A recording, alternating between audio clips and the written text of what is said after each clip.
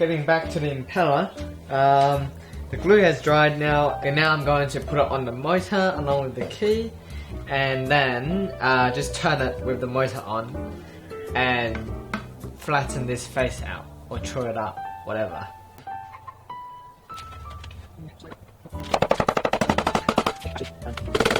I think that's as far as it'll go. Alright, time to see moment of truth, how true it is. And that does not look very good. Yeah, I need to true it up. I think at least 1 or 2 mil wobble. Okay, yeah, that looks pretty good. Oh wow. Yeah, it's just a wobble. So I've got it rigged up. Nothing's going anywhere, except maybe the impeller might come forward, but I don't think it will. And there's no fins on the impeller, so I won't get blown away. Plug this bad boy in. I've got to, and also that is shaking so much, it's scaring me.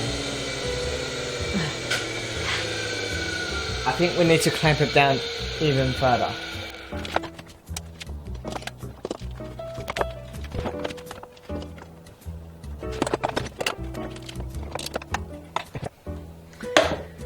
I can see that this is very unbalanced, which is kind of bad. Hopefully I don't die.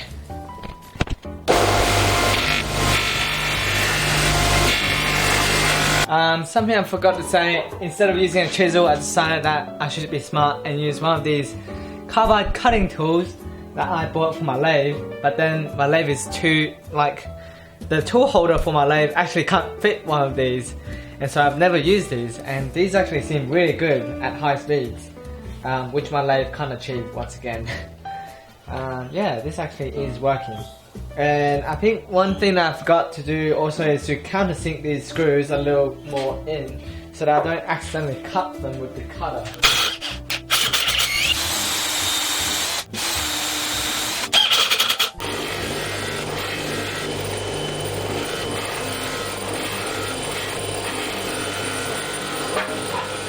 My workbench is shaking so much, even though it weighs a ton.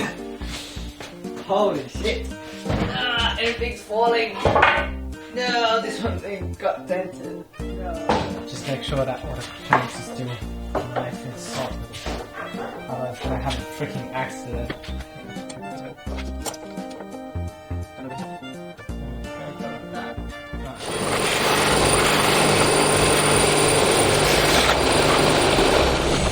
Once I was happy with the face, I can trim the sides.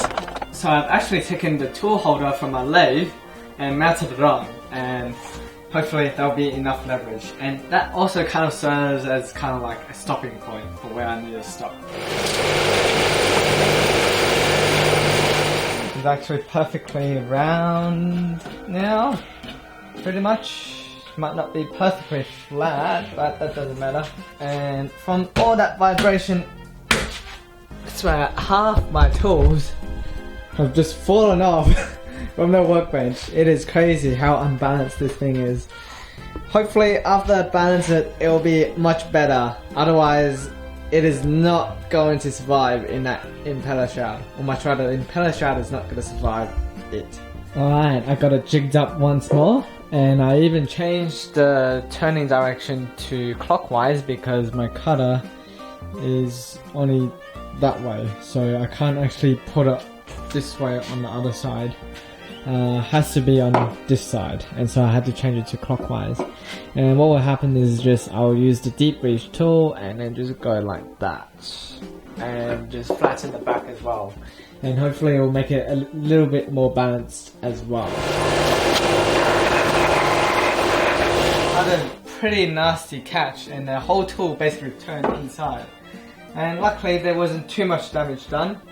Actually, I can barely see it at all. And so to kind of prevent it from getting caught again, I mounted my tool mount onto it, which also provides a bit more leverage for me as well.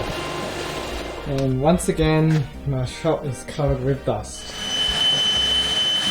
Then I'm quickly trying to rewire the motor to change its direction so that I don't accidentally spin the completed impeller in the wrong direction, which would be very bad. I really think that I should add another screw over here opposite to this screw, just to make it a little bit more balanced. Now for the 7th and last glue up. Alright, with it now turned nice and true, I can now drill out the hole in the middle so that I can fit the bolt into the shaft of the motor. I'm just so glad it's easy to take off, unlike the pulley that was fitted with the motor.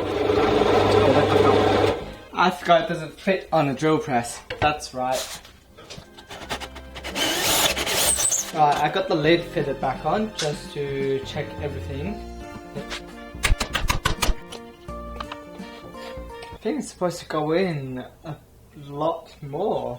Okay, I just went ahead and checked my plans, and then I realized that even in the plans I completely missed a hole that was supposed to drill at the back of this impeller plate at the back, not at the front, to accommodate for the shaft. And since I was so smart to glue it in place, it can't be removed now, and I can't drill the hole, and it's poking out about 10 mil more than it's supposed to. And the solution to that, I've got two, and both of them are not very pretty. So solution one, or the prettiest solution, is that I'm gonna get my flush trim bit, the one with the bearing on the other side of the cutter, and my router, and then go from the other side, poke it in, and then route out about 10 mil. And hopefully I have a router bit long enough, I should. And the next solution, and the backup plan if the first solution doesn't work, is to just drill a 25 mil hole straight from this end to the other end. And then when I bolt it down, I'll just get one of my... Oh, I think I already have it on there. Yeah, one of these washers, which should be big enough. If I just quickly check. Should be. Yeah, it's 32 mil diameter, so just have a bit hanging out, which should be enough. Yeah, maybe, surely. Maybe just enough, hopefully. Just gotta aim for that sweet 45. Okay. Oh man, where have I heard that? Aim for that sweet 45.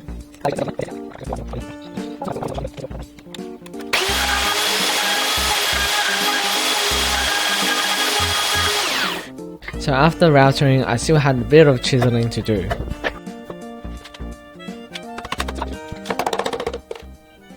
We are about 2 mil off. Okay, maybe it is stuck at 2 mil off. Right now, let's test the screw and see whether it works. See whether it's too long or too short. Maybe I should leave the motor running for a bit, just to wear it a little bit in, because it is quite tight. I need to tighten my clamps, like a lot. They're not holding. It's all loose now. Done. That was quick. At long last, this is the final piece. And it is complete. So now I have all 7 of them nicely done and formed. I can actually cut it on the table saw.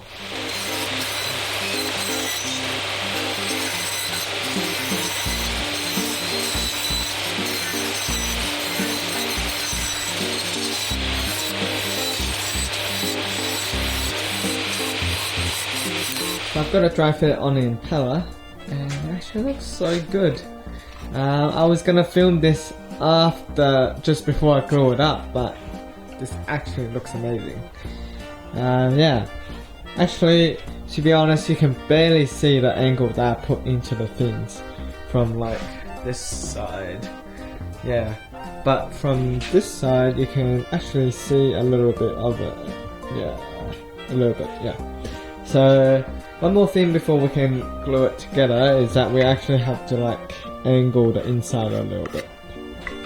I'm marking out when it is dry fitted because I can't remember which side is supposed to face inwards.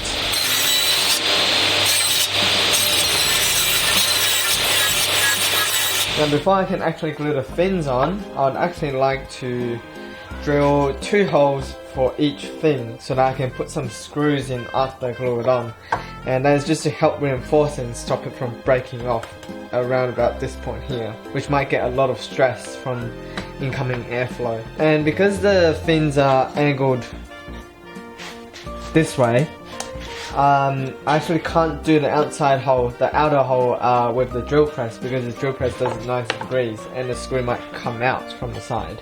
So I'll just have to freehand that one.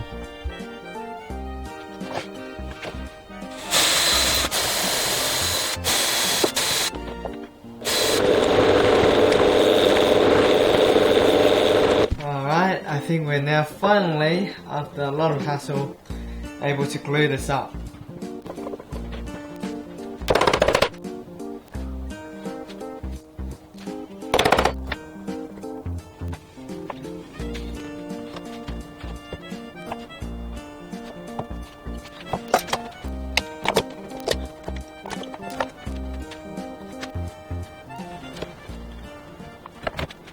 So it's actually been quite a while since the project, because I've had to renovate my room in the progress, and finally it is completely done. Yeah, the room is exactly what I wanted it to have. Anyway, so I just checked the calendar, and then there's apparently only 1 week of holidays left, which is absolutely terrific since I have barely started on the dust collector. Well, the impeller isn't going to build itself, so I better start putting the screws in so I can balance it.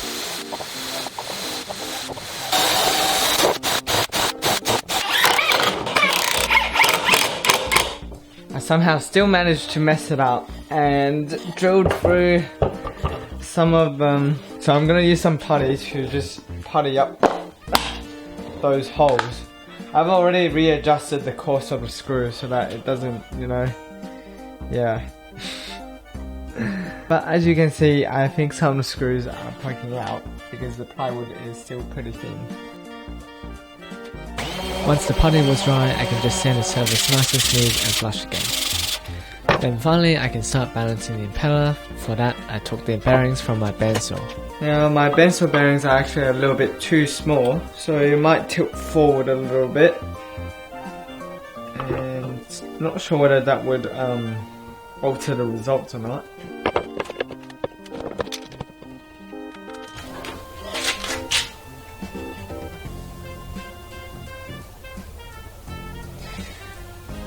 We definitely have a heavy point somewhere here. Let's just put a mark here. Yeah, it's around about there. Just put a little bit here, just double side tape it on.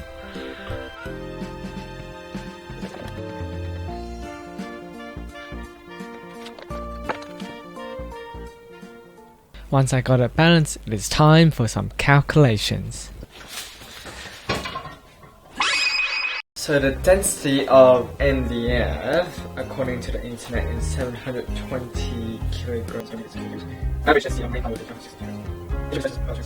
Basically, I was trying to see how big and deep of a hole I would need to drill on the impeller to remove the same amount of weight as those MDF spacers that are used as counterweights when balancing the impeller, which is just a matter of converting the densities between MDF and marine plywood. Oh yeah, that's actually pretty good. So 30, if I drill a 30mm hole, I just need to go 6mm deep. Yeah, that's good. Alright, let's do a 30mm hole.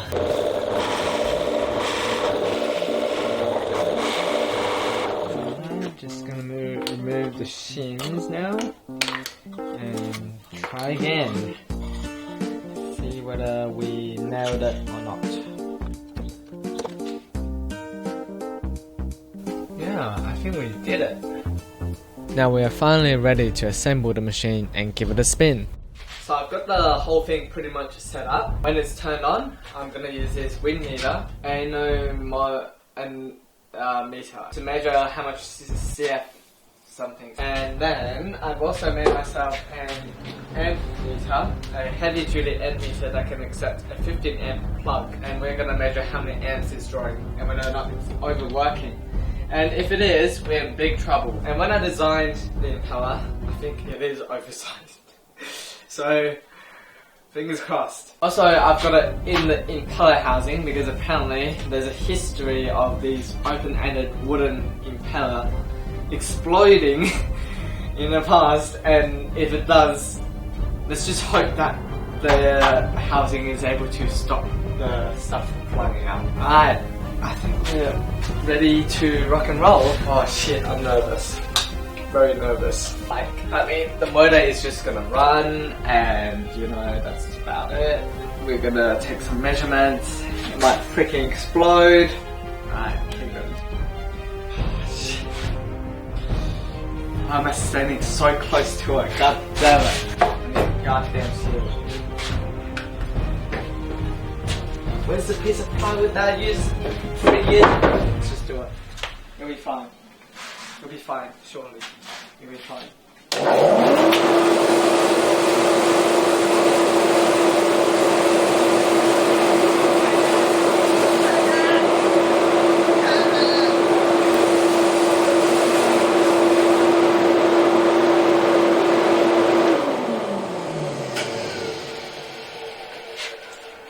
10 amps! Just 10 amps! That's right.